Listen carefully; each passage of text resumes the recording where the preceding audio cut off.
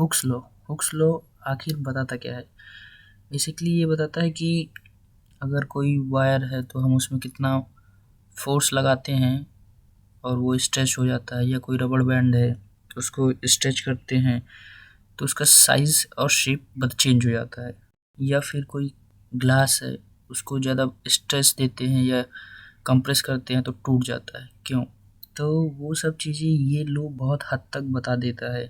जैसे ये ग्राफ है हुक्स लॉ का, इसमें इसका एक्स एक्सिस स्ट्रेन शो कर रहा है, वाई एक्सिस स्ट्रेस शो कर रहा है, और ये कुछ आड़ा टेढ़ा सा ग्राफ है, मीन्स बड़ा विचित्र सा। तो इसमें कुछ पॉइंट्स है जैसे ओ A B C D E. जो ओ ए है वो बताता है कि ये रीजन परफेक्टली इलास्टिक है। मतलब जैसे हम किसी रबड़ को स्ट्रेच करते हैं और उसको स्ट्रेच करने के बाद छोड़ देते हैं तो वो फिर से अपने शेप में आ जाएगी। या फिर कोई स्टील या लोहे की रॉड है, उसको हम किसी फोर्स से कंप्रेस या स्ट्रेच करते हैं।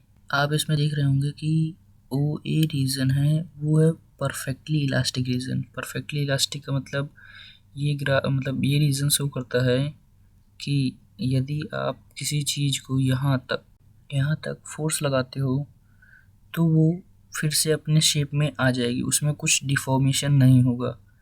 अब ओ बी जो रीजन है वो इलास्टिक रीजन है, मीन्स इलास्टिक लिमिट, जो कि अगर आप बी तक भी करोगे तब भी वो अपनी शेप में आ जाएगा, बट थोड़ा टाइम कंज्यूम करेगा, सडनली नहीं आएगा। जैसे कोई परफेक्टली इलास्टिक चीज़ होती है तो वो जैसे ही स्ट्रेच करते हो छोड़ोगे तुरंत, मतलब माइक्रो सेकंड्स के अंदर वो अपनी शेप में आ जाती है।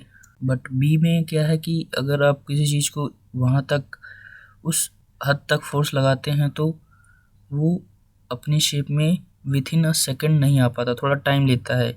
वैसे ही जैसे जैसे आप सी पे जाओगे, मतलब बी से बढ़ते सी पे पहुंच जाओगे तो वो रीज़न है, अगर सी रीज़न तक आपने फोर्स लगाया तो वो वहाँ से दोबारा अपनी शेप में रीगेन नहीं कर पाएगा, दोबारा अपनी रियल पोजीशन पे नहीं जा पाएगा।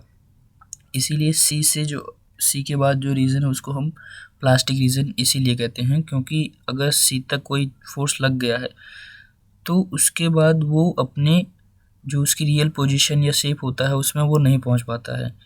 अब अगर सी के बाद हम फोर्स लगाते जाते हैं तो वो उसमें एक स्ट्रेच होता जाएगा, मतलब लंबाई, या रोड में जैसे लगा रहे हैं तो उसकी लंबाई बढ़ती जाएगी, और वो फोर्स इंक्रीज करते करते अगर डी तक पहुंच गया, फिर डी को कहते हैं अल्टीमेट टेंसाइल स्ट्रेंथ।